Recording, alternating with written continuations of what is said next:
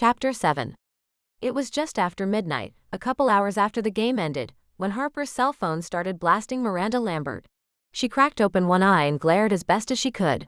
It wasn't a number she had in her cell phone, but the 949 area code immediately ruled out Brian, so she answered it, just in case it had to do with her grandmother. "Hello." Her voice came out groggy and incomprehensible. "Harper," a familiar voice responded, loud and full of life. There was noise in the background that made the caller shout. "Is that you? Are you there? It's Kat. Catella from work." "Oh." Harper felt herself relax, knowing that her grandmother was okay. She sat in bed and leaned back against the wall, stifling a yawn as best as she could. "Hi. What's up? Were you sleeping?" Catella asked on the other end. "Oh my God, Harper, I am so sorry. I didn't mean to wake you. I'm a little drunk and I needed to talk to someone and I didn't know who else to call. I can't talk to Serafina about it because she's the cause, but She let her voice trail off, and Harper couldn't help but muse that for someone who was tipsy, she didn't slur her words very much. "I guess I just needed someone. But I'll let you go. I'm sorry, I'm being selfish and totally not the 27-year-old I'm supposed to be." No. Harper rubbed her face with her palm, trying to wake herself up. "It's fine. What's up?" "Did you hear about Peter's training with us?" she asked. Her voice had a slight screech to it, but that was probably the alcohol. "Yeah, no one picked up his sorry ass when he was a free agent before the trade deadline, and now he's going to condition with the team and try and make it with us again. That fucker. His flight came in just before the game, and he had the audacity to grab a last-minute ticket. Can you believe him?" Harper had to press her lips together to keep from laughing. The situation wasn't funny, of course, but Catella seemed to be a funny, albeit slightly dramatic drunk, which was incredibly amusing. "How can I help you?" Harper asked because, really, she had no idea what to say. "Well, Catella let her voice trail off and Harper was ready to throw her phone across the room. She had always been particular about her sleep. In all honesty, she had no idea how people were able to stay up late and wake up early. Sleep was an integral part of her routine, and as much as she cared about Catella was interrupting that routine. "Can you come get me? I came here with Vane, but I don't want to make him leave, and I definitely don't want him to know I'm leaving because I don't want to deal with Peters, you know? I would call Serafina, but I know she has an early morning, and I'm sure you do too, and I'm so sorry, but I just didn't know who else to call." Harper felt her stomach clench. "You're at Taboo?" she asked, running her fingers through her hair. There was a muffled sound, and somehow Harper knew Catella was nodding. "Oh," she said, her words slurred. "You can't see me." "Yes, I'm here. I think I want to go home. I don't think I want to do this anymore, Harper. Can you help me?" Harper shook her head to herself, inhaling sharply as silently as she could. "As best as I can," she said. "I'll be there in 20 minutes.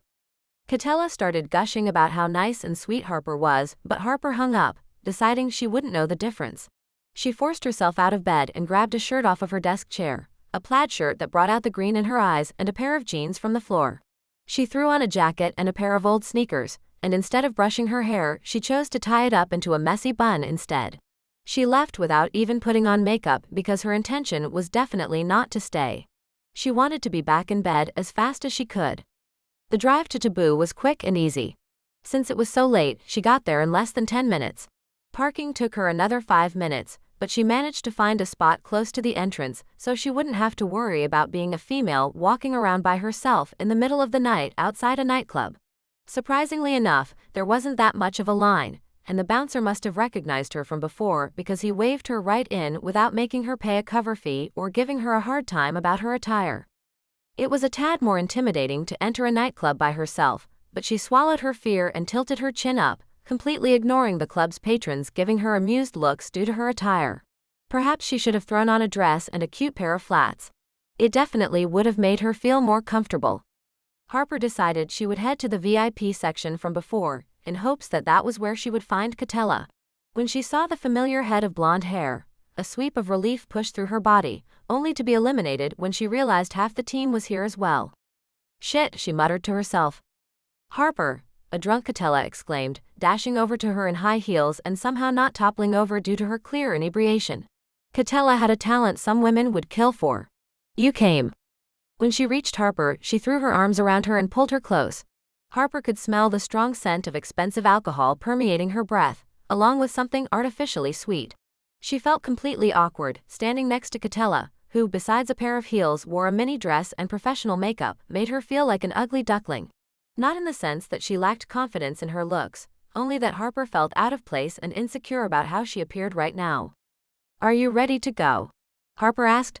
She hoped the edge in her voice was something only she could hear because she didn't want to come off as demanding, but her exhaustion was hitting her now, and she wanted nothing more than to rid herself of the clothes she wore so she could crawl back into bed for some sleep. "All ready?" Catella asked, pulling away from her and looking down at her with her big sea-green eyes. Both she and Serafina had green eyes, but Serafina's resembled Christmas trees while Catella's resembled the ocean. "But you just got here. Can we stay a few more minutes? Please?" She sounded like a child, which annoyed Harper, but she didn't want to deal with it. She nodded but said nothing, causing Catella to clap and find Alexander Vane once more.